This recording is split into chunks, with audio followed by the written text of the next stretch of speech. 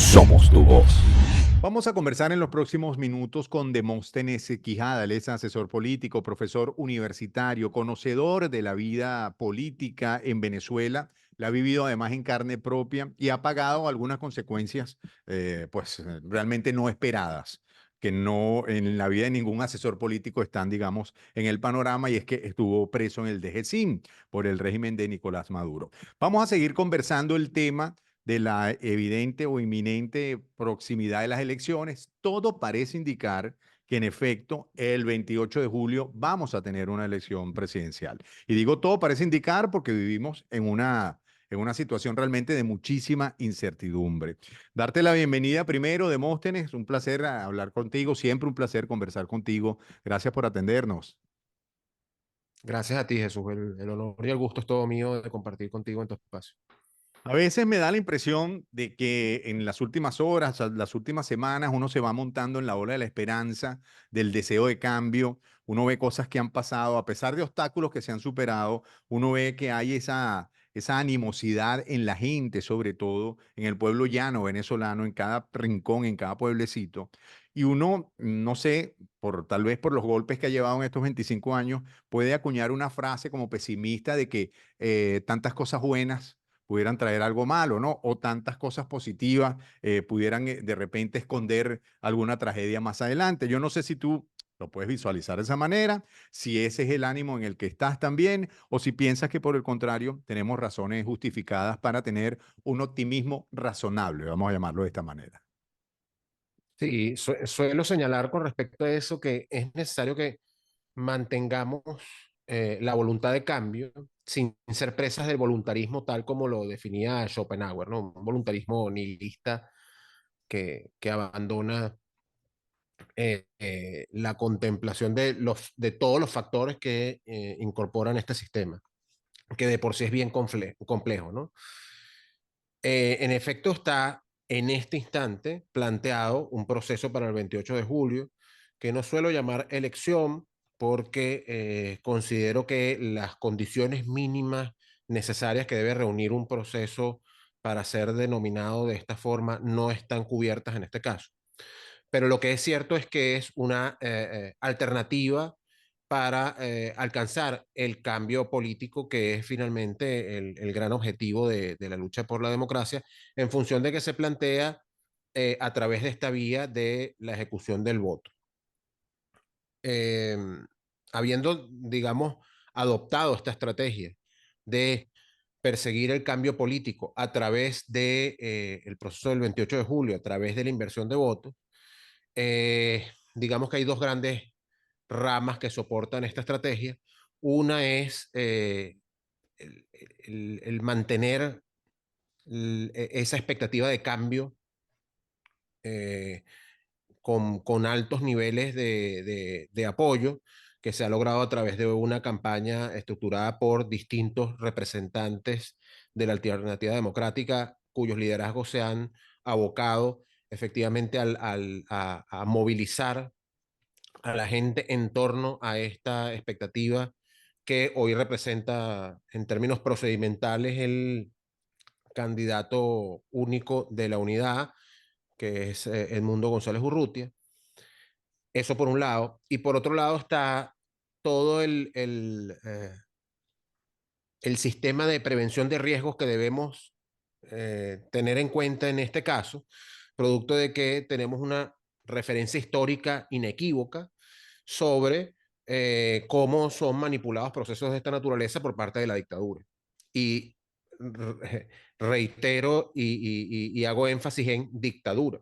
En estos días escuchaba que había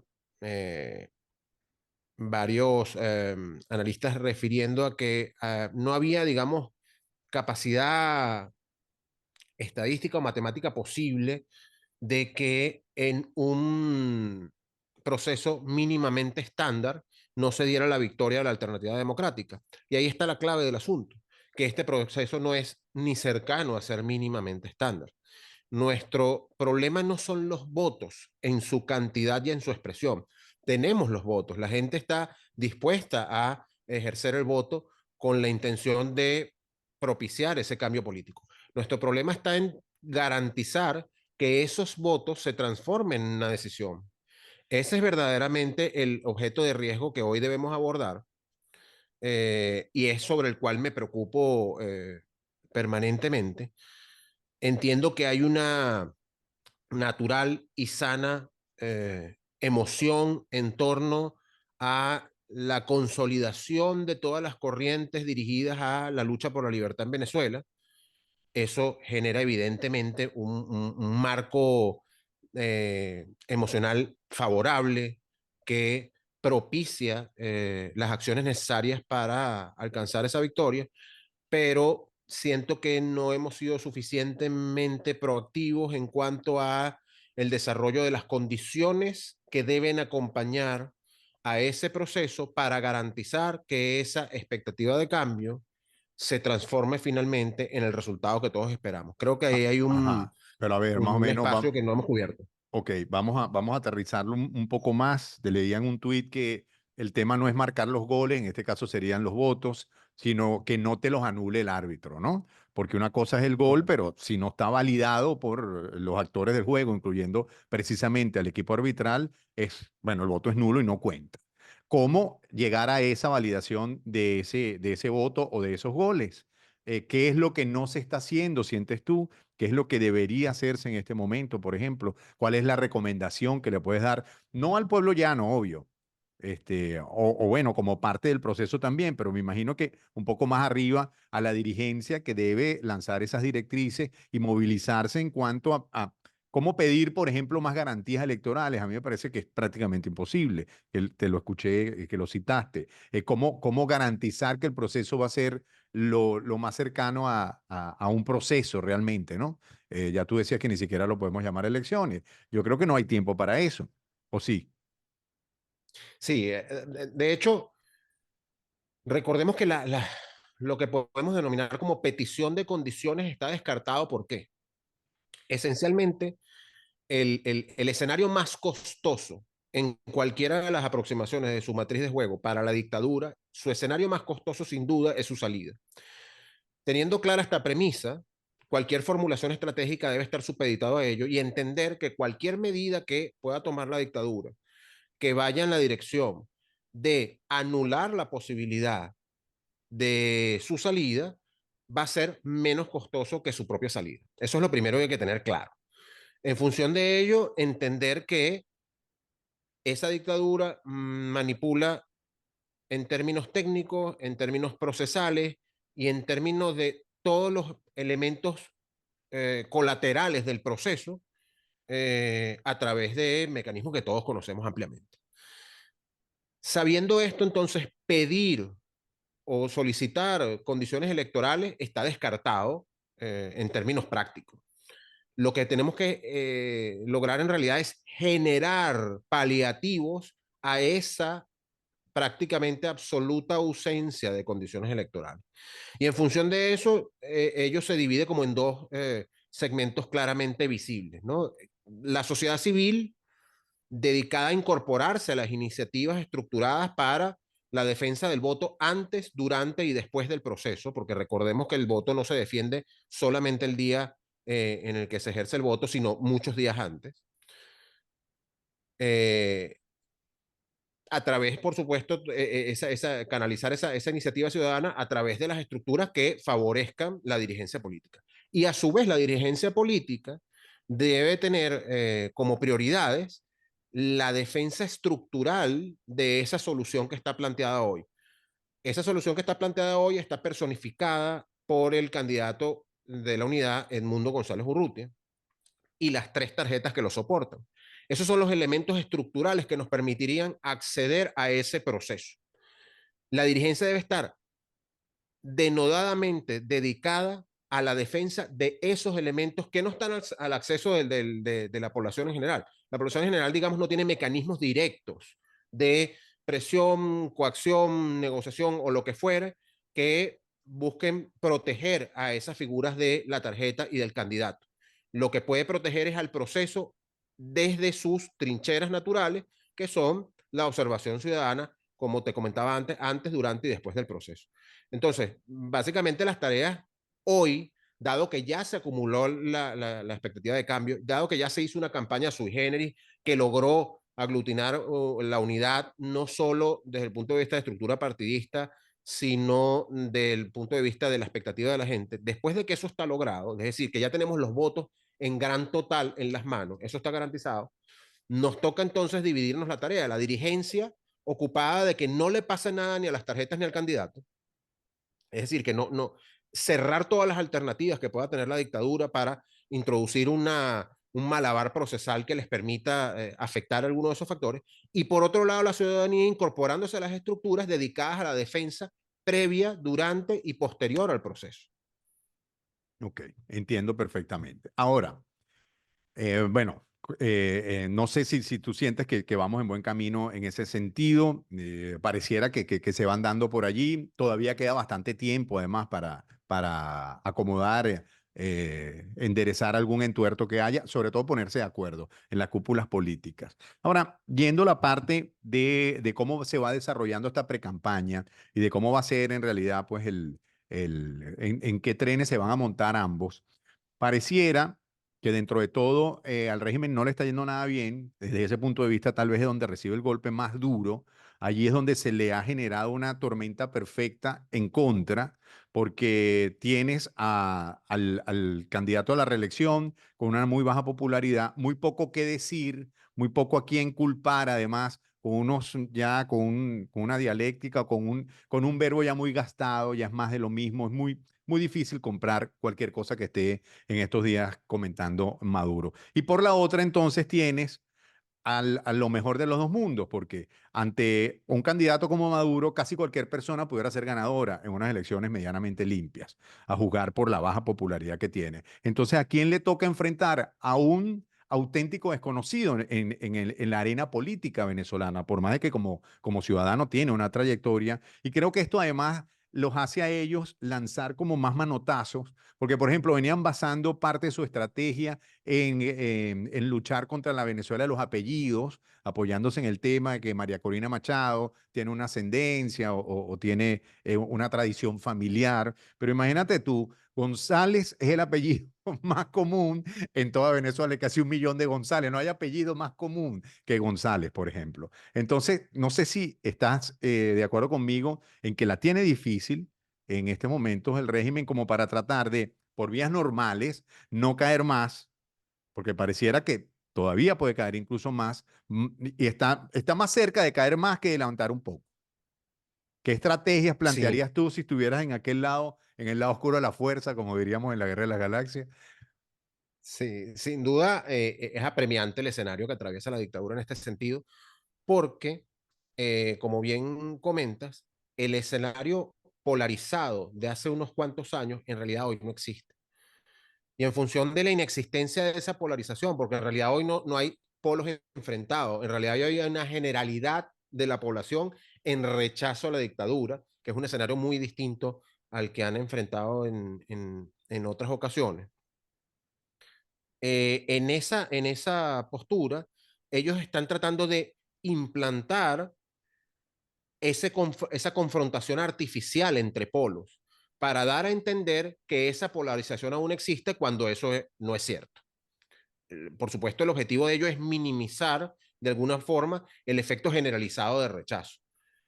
Tan generalizado es el efecto de rechazo que, como comentabas tú, se podría decir que el candidato en esta ocasión no es más que un vehículo del descontento general de la población. Y eso se ha demostrado por las efectivos transferencias de capital político que han ocurrido. Recordemos que ocurrió primero desde quien ganó las primarias, María Corina Machado, a la profesora Corina Llori. Se efectuó esa transferencia del capital político de manera efectiva.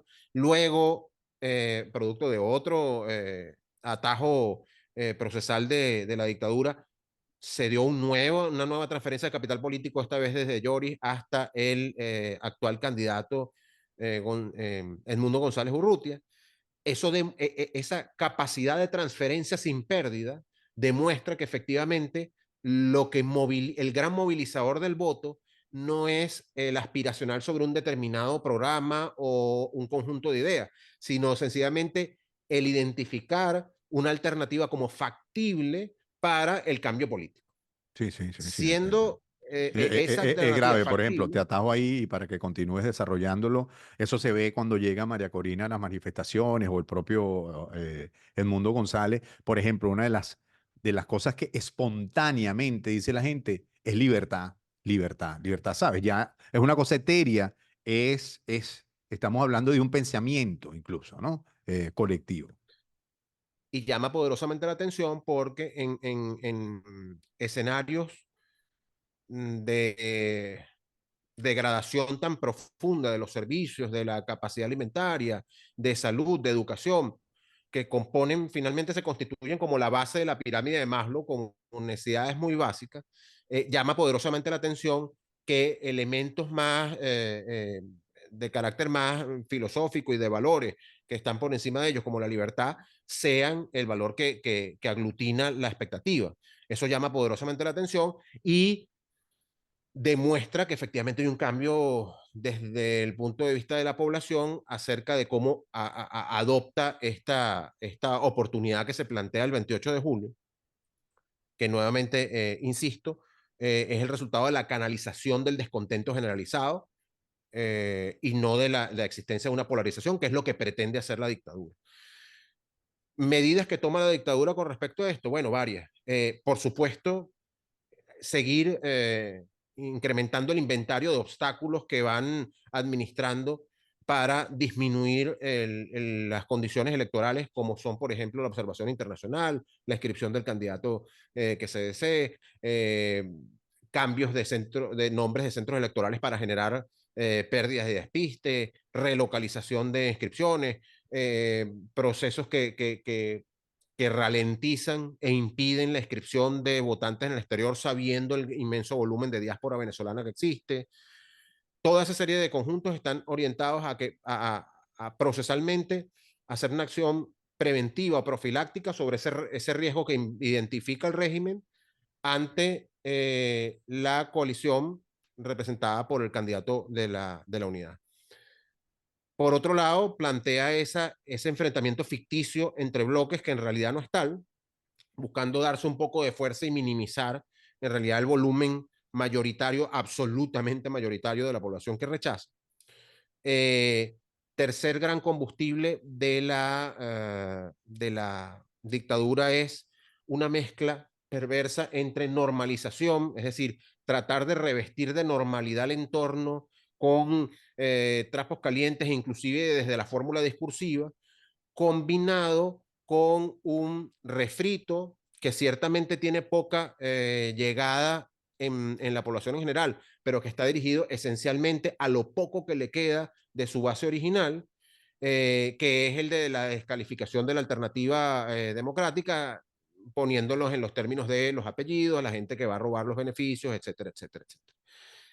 Básicamente a eso se restringe la actual acción de la dictadura. Por eso estoy convencido de que dados los tiempos que quedan, dados los costos que representarían una actuación directa sobre las tarjetas o sobre el candidato, ellos están concentrando todos sus esfuerzos sobre la manipulación directa del proceso. Sí, bueno, Y que es cuando hablo de gravísimo también, ¿no? Es sí, decir, ya contar con que la gente no vote porque no quiera, sino no vote porque no pueda, o sea, evitar que la gente vote y luego dirán, bueno, es que la gente no fue a votar, o sí, pero, ¿sabes? Tienen muchos mecanismos, hay muchos diques allí, son difíciles de sobrellevar, de superar. Porque, bueno, tienen una especialización ya de 25 años, ojo, han sido muy eficaces. Y yo siempre digo que quien piense que ellos no son muy inteligentes o no son efectivos a la hora de aplicar algunos mecanismos, pues basta ver cuántos venezolanos lograron inscribirse en el exterior para darnos cuenta que sí son muy eficaces. O sea, de un mundo de hasta de 8 millones, posibles por lo menos 4 millones, van a votar 69.000 venezolanos en el extranjero. Eso es eficacia, eso es eficiencia, eso es algo que está hecho con una perversidad absoluta, pero que está realizado. Asimismo, creo yo que van a aplicar ese embudo en muchas cosas que honestamente van a ser casi imposibles de salvar. ¿O tú crees que de alguna forma llegará, vamos a llamarlo casi el milagro de esa votación masiva a pesar de todos los obstáculos? Estoy convencido de que la participación masiva es algo que podemos prácticamente asegurar, porque la propia participación no está directamente condicionada en este momento. Yo creo que nuestra preocupación no es tanto sobre la participación, sino sobre la manipulación del proceso, aun cuando haya manipulación. Recordemos cuáles Que son haya participación, los dice. objetivos. Exacto. Claro, habiendo participación, inclusive puede O haber sea, una tú manipulación vas que más allá, haga tú dices que contrario a van eso. a cambiar el voto de la gente uno por el otro. A ver, ¿qué pasó con el referendo del Esequibo? Dijeron que había 10 millones de votos de participación en un proceso que sabemos, evidentemente, que no hubo ese número de participación y con el descaro tal de que ni siquiera se publicaron nunca los resultados. Eso es un precedente muy cercano para identificar las estrategias que están dentro de su menú de Sí, sí, opciones sí, sí, sí. Sí, sí, una opción muy en perversa, función de pero lograr el objetivo de, no, claro, claro, de bloquear la transición. no contar ni un solo voto, sino a la torera pararse el 29 de julio y decir, Luis Amoroso, bueno, sí, Maduro se vio ratificado con 14 millones de votos y chao, y recojan los vidrios. Y listo, y no da ninguna explicación, o no sé si 14, pero en todo caso dice, el ganador es Maduro y da una cifra, unos números, y hasta ahí llega la cosa y chao. Esa es Y una porque eso es opción. una estrategia, claro, y porque eso es una estrategia eficiente a los intereses de la dictadura, porque justamente cumple con el doble propósito.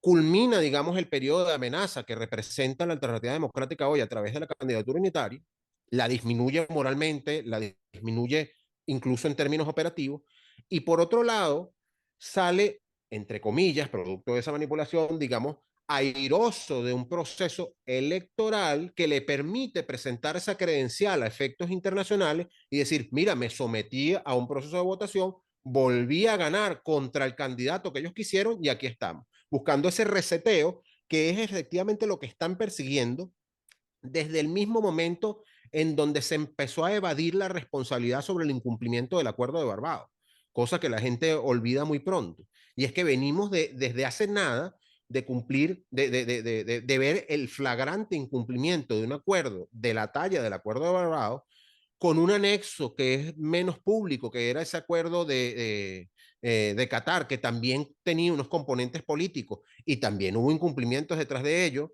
producto de lo cual se generó esa especie de juego trancado con respecto a la negociación que tuvo como consecuencia la reimplantación parcial del esquema sancionatorio, dejando una puerta abierta para administrar o microadministrar ese proceso de sanciones a través de las licencias especiales que, por cierto, vencen el día de mañana, el plazo para ello vence mañana 31 de mayo.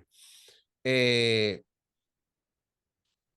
siendo este el escenario, ¿debemos conservar el optimismo de cara a este proceso? Pues por supuesto, porque hemos logrado una cosa fantástica, que es la realineación de esfuerzos de todos los elementos que componen el gran conjunto de la alternativa democrática.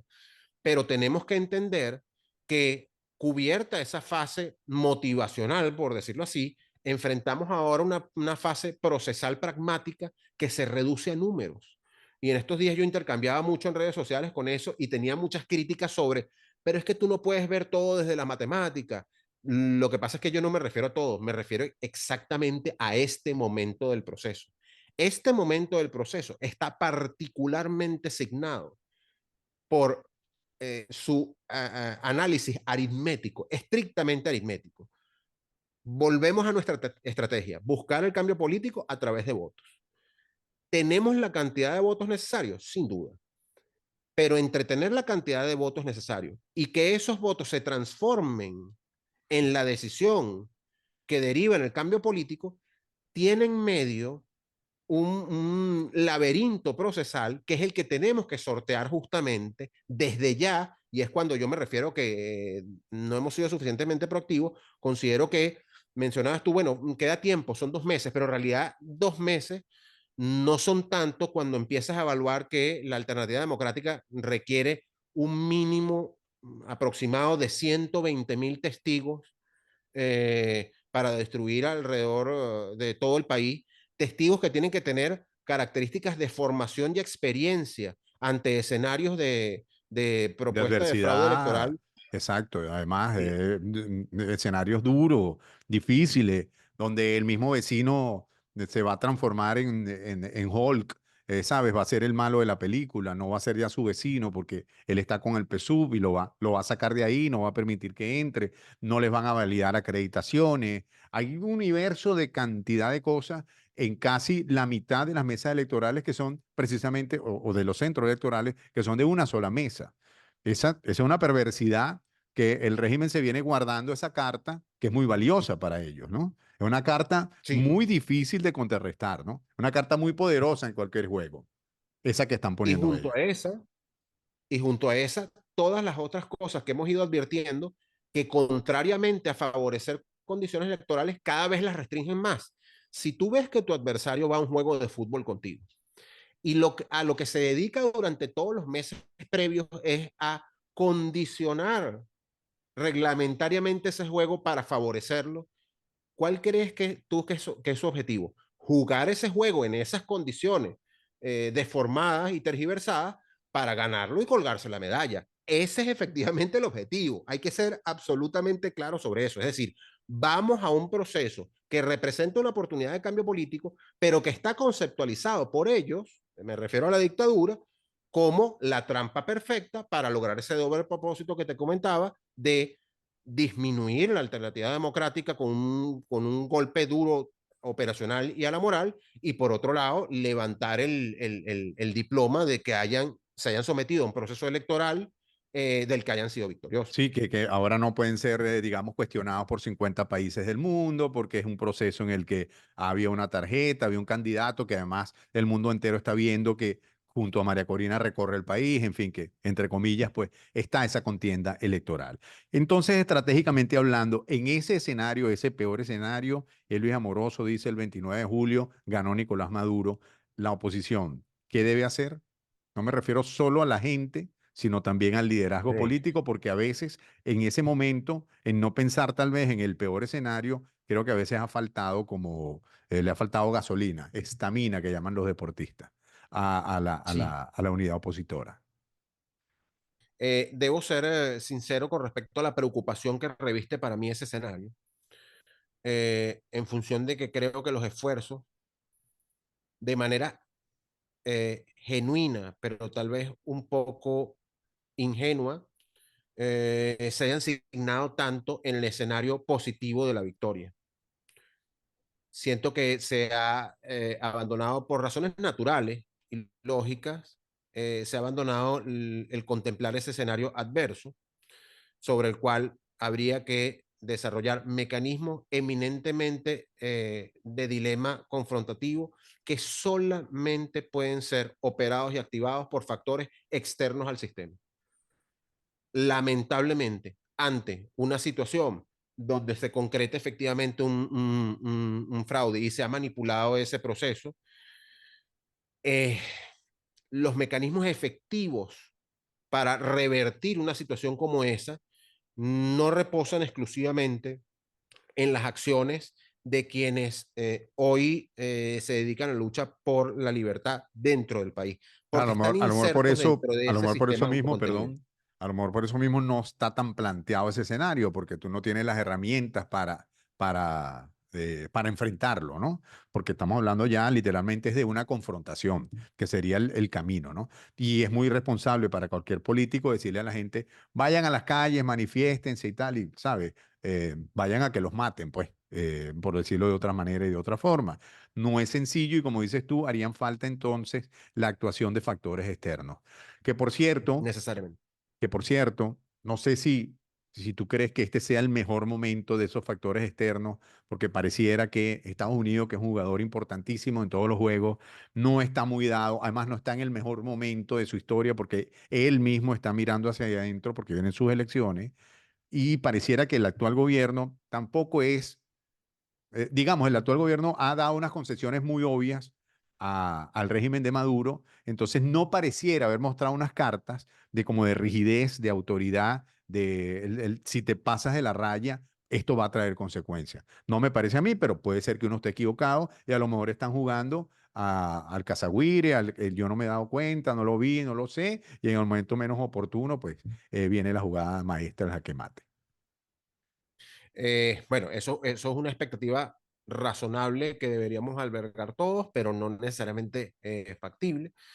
Yo considero que, ampliando un poco lo que señalabas, en general Occidente, no solo los propios Estados Unidos, están enfrentando hoy una gravísima crisis producto de los varios frentes que han abierto de ese conflicto global de bloques de gran escala que está en pleno desarrollo. Considero que eso los ocupa prioritariamente y su agotamiento natural sobre el caso Venezuela, aunado a su necesidad de eh, tener menos fuegos prendidos de los que tengan que ver, creo que los inclinan a buscar una especie de encapsulamiento del proceso en Venezuela, algo similar a lo que ocurrió en Cuba en su oportunidad, donde cuando se desactivó directamente como amenaza y se pudo manejar de una manera mínimamente controlable, se dejó efectivamente dentro de esa cápsula que no afectaba, digamos, el resto del sistema geopolítico. Yo creo que la circunstancia es muy similar a esa en este sentido. Creo que no hay, y con esto no juzgo de ninguna manera a los estados, porque entiendo que los estados defienden sus intereses y eso es Sí, sí, sí, absolutamente sí, legítimo. claro, claro, claro, claro. Son malas noticias para Eh, Venezuela en todo caso, pero no para Estados Unidos o no exactamente, para la comunidad europea, ¿no? Obvio.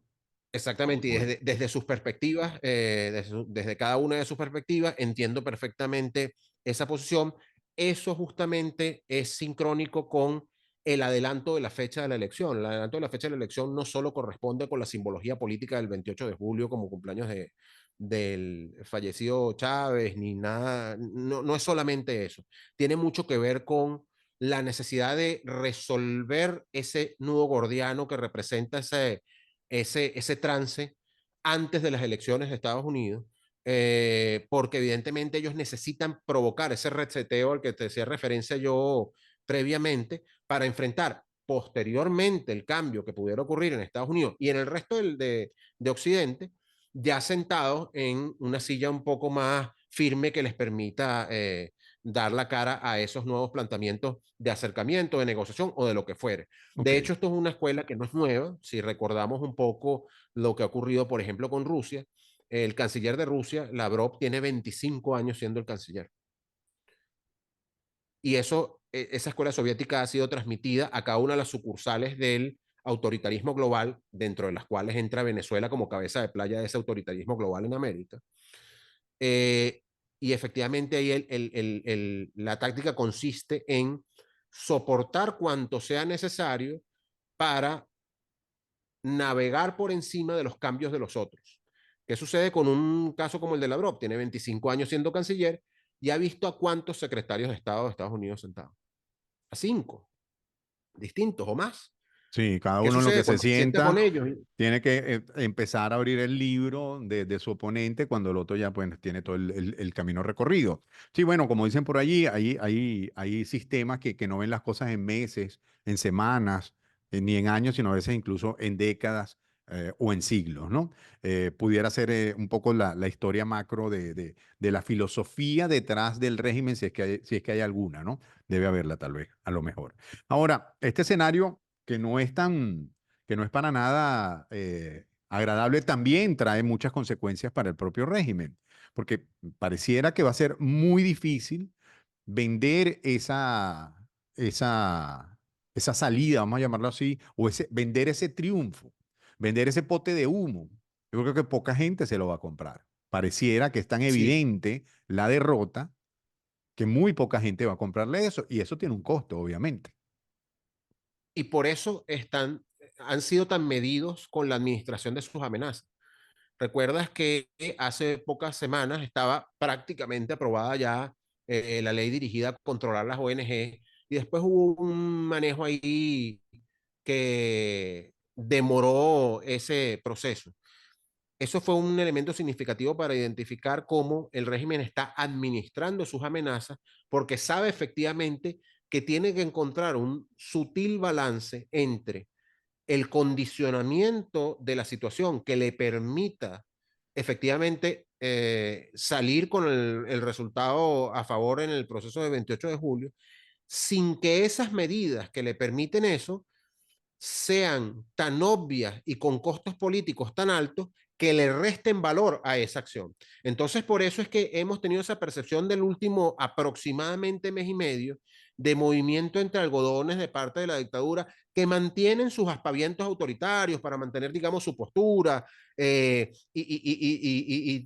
por supuesto, la impronta que hay sobre la población de imposición, etcétera, pero que en términos ejecutivos, si haces una revisión, insisto, de las últimas semanas, se ha visto reducido en gran medida, exceptuando el caso de la revocación de la invitación a la Unión Europea, que digamos es la más reciente acción identificable con más claridad. Pero más allá de eso, ha habido una especie de, entre comillas, pasividad que nos podría hacer pensar que en realidad no están preocupados por lo que va a ocurrir o que sencillamente están esperando a que ello ocurra. Eso tiene algo de cierto, y es que sí, están esperando que ocurra. ¿Por qué? Insisto, no están invirtiendo todas las amenazas que podrían efectuar para lograr ese fino balance entre minimizar las condiciones electorales y tratar de apoderarse a través de la manipulación del proceso del 28 de julio, sin que ello represente un costo que disminuya valor después a esa credencial que van a pretender utilizar en la comunidad internacional como demócratas sometidos al Bueno, ejercicio del sufragio. muy grave también, ¿no? Muy grave. Este dejar hacer que tú dices, en donde sí pareciera, coincido contigo, como te decía, ¿no? Todo parece tan bonito que genera sospechas, ¿no? Todo es tan perfecto que nos genera la sospecha de que todo camine más o menos sobre ruedas para luego nos den el mazazo el 29 de julio, porque bueno, tienen preparada la siguiente fase, digamos, de su proceso y simplemente tratarán de acallar el resultado. Eso, bueno, estará por verse, obviamente.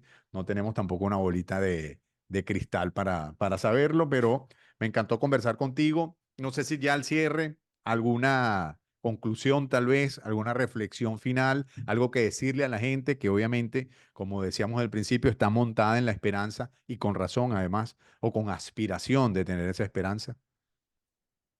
Sí, y no solo la aspiración, sino el derecho a tenerla. Eh, Hemos sido un pueblo castigado por 25 años de dictadura.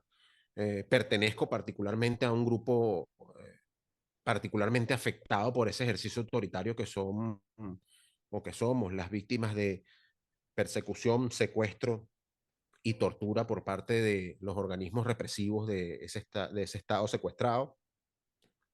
Y por ello entonces tenemos, por supuesto, naturalmente, que tener derecho a la esperanza. Mi llamado no es a desestimar el valor de la esperanza ni de la emoción detrás de la iniciativa que hoy llevamos adelante. Mi llamado es a concientizar la importancia de elementos pragmáticos, de carácter eminentemente matemáticos que tenemos que mantener absolutamente en el foco, estando en la circunstancia en la que estamos, estando en el momento en el que estamos. Esto no, lo que quiero, digamos, con ello demostrar es que no hay incompatibilidad conceptual entre avanzar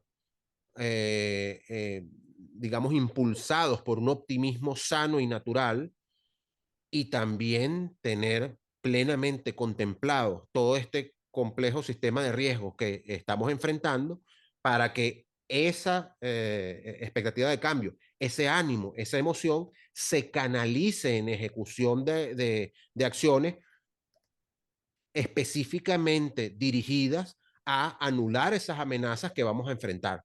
Recordemos que vamos a entrar a un juego donde lo primero que tenemos que garantizar es defendernos.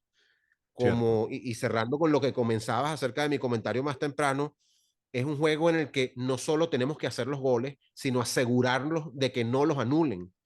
Y siento que nuestro esfuerzo en ese aseguramiento de anular las amenazas que plantea el régimen, que no son nuevas, sino que son parte de su ejercicio histórico, son los puntos donde debemos hoy enfocar nuestros esfuerzos, Ok. dado que ya toda la parte motivacional fue cubierta por una campaña bien característica.